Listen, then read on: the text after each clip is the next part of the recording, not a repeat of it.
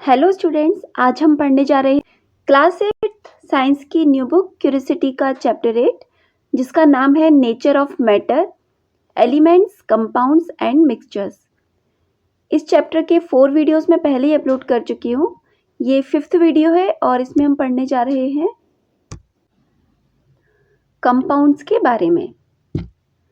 Why cannot we separate hydrogen and oxygen present in water by physical means?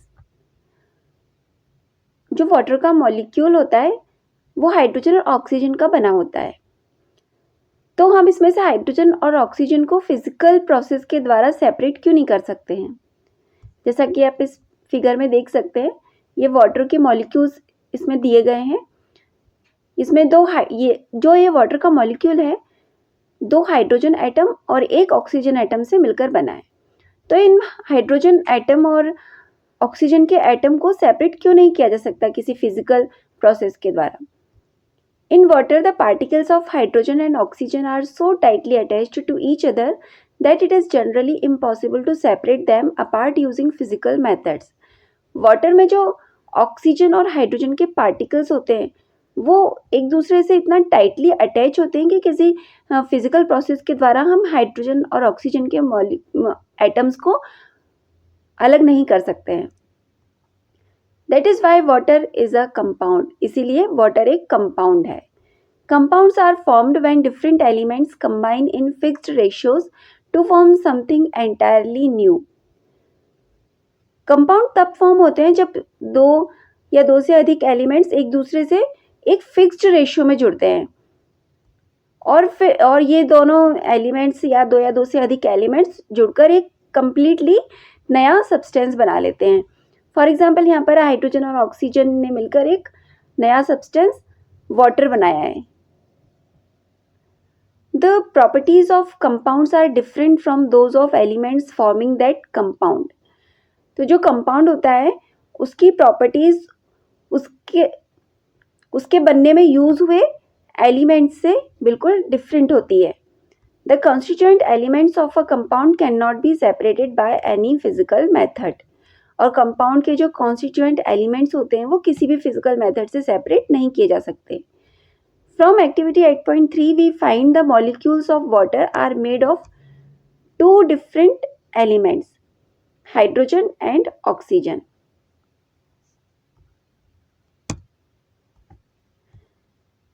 जो water का molecule होता है वो 2 डिफरेंट एलिमेंट का बना होता है, हाइड्रोजन और oxygen, combined chemically in a fixed ratio. और इसमें हाइड्रोजन और ऑक्सीजन फिक्स्ड रेशियो में कंबाइन होते हैं। 2 एटम हाइड्रोजन के होते हैं और 1 एटम ऑक्सीजन का होता है। The ratio of the number of atoms of hydrogen to oxygen in water has been found to be 2:1। इसमें हाइड्रोजन और ऑक्सीजन का रेशियो होता है वो 2:1 होता है। Oh, this is really fascinating. Hydrogen is a fuel. Oxygen supports combustion, whereas water extinguishes fire. जो water molecule होता है उसमें जो हाइड्रोजन होता है वो एक फ्यूल की तरह यूज होता है, वो एक गैस होती है, और ऑक्सीजन भी एक गैस होती है और वो जलने में हेल्प करती है ऑक्सीजन। जबकि हाइड्रोजन और ऑक्सीजन से मिलकर जो वाटर मॉलिक्यूल बनता है वो आग को बुझाता है। Are common salt and sugar elements are or compounds? Let us find out. जो कॉमन साल्ट और शुगर होते हैं वो एलिमेंट्स हैं या कंपाउंड, चलिए पता करते हैं।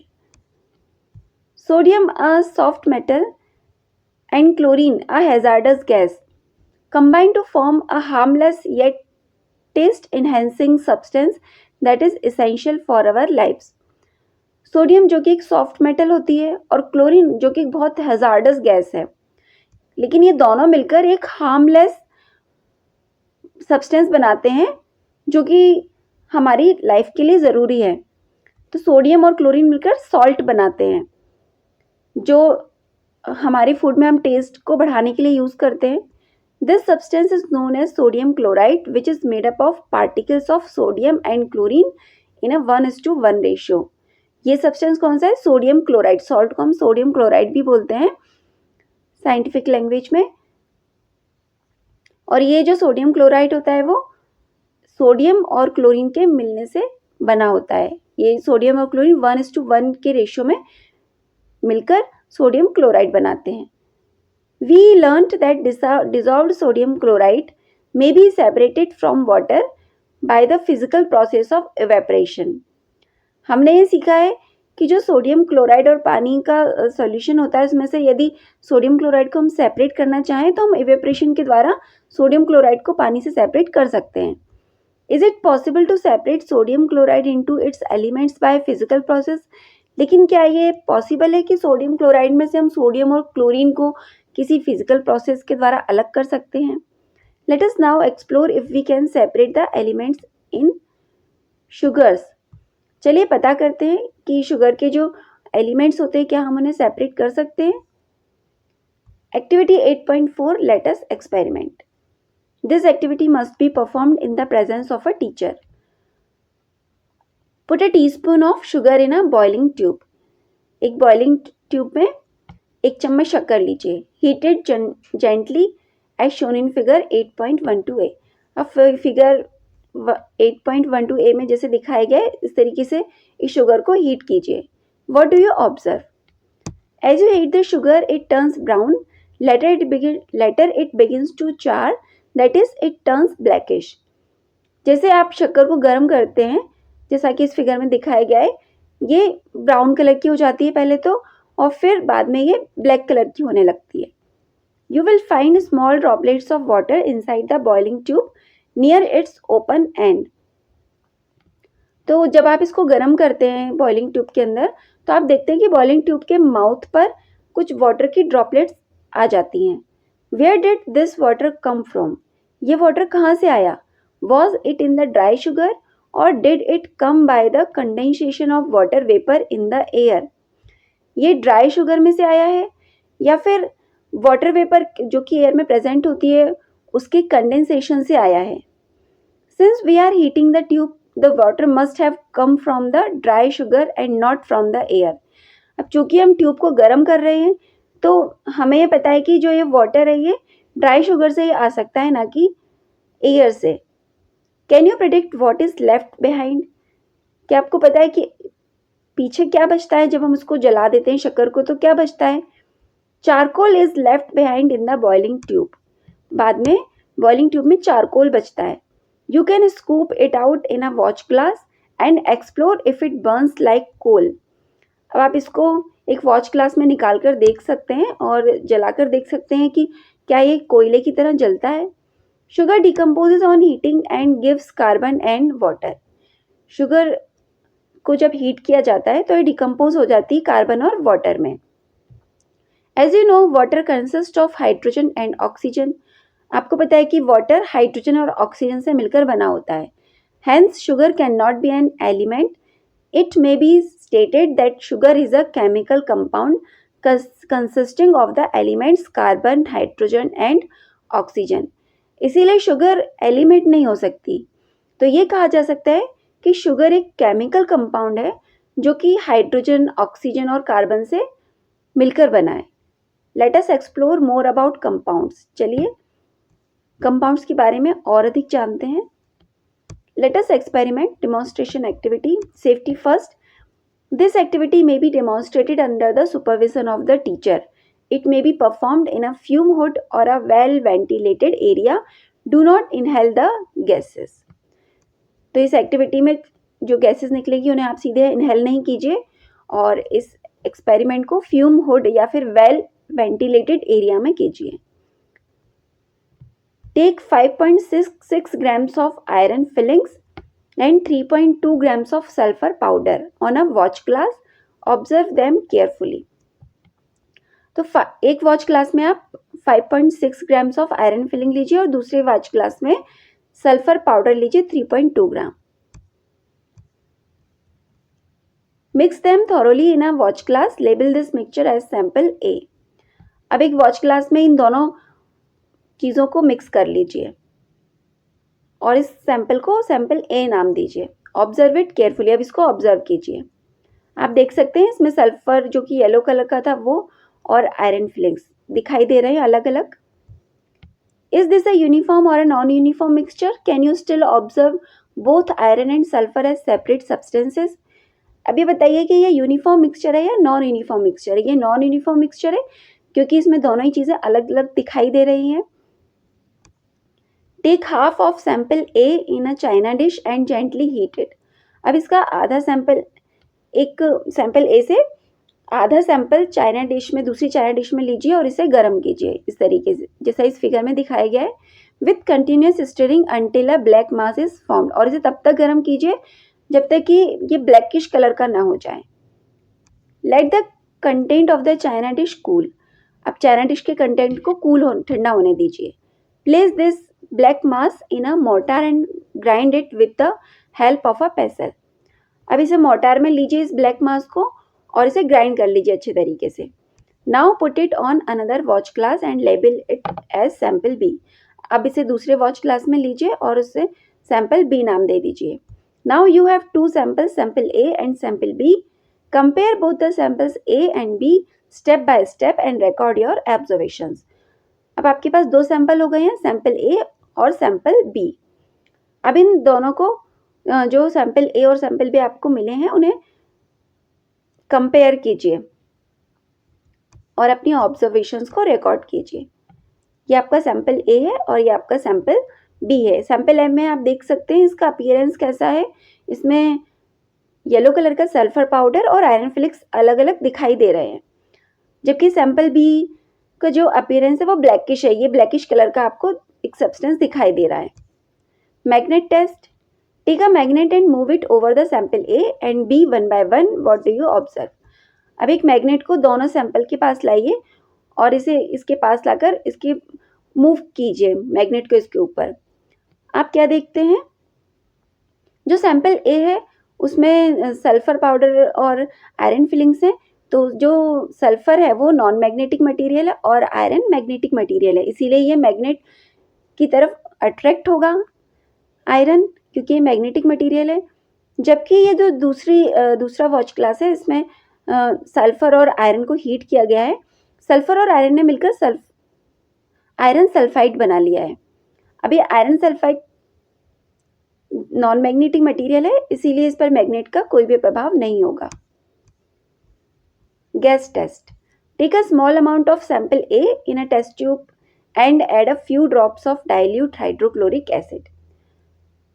अब एक थोड़ा सा स्मॉल अमाउंट सैंपल ए का एक टेस्ट ट्यूब में लीजिए और डाइल्यूट हाइड्रोक्लोरिक एसिड की कुछ बूंदें इस पर डालिए.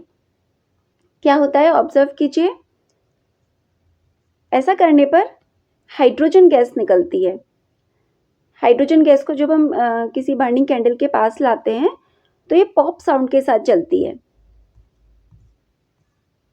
जैसा कि इस फिगर में दिखाया गया है. सैंपल ए है और ये सैंपल बी है. यहाँ पर जब इसमें हमने सैंपल ए लिया है और हाइड्रोक्लोरिक एसिड डाला है.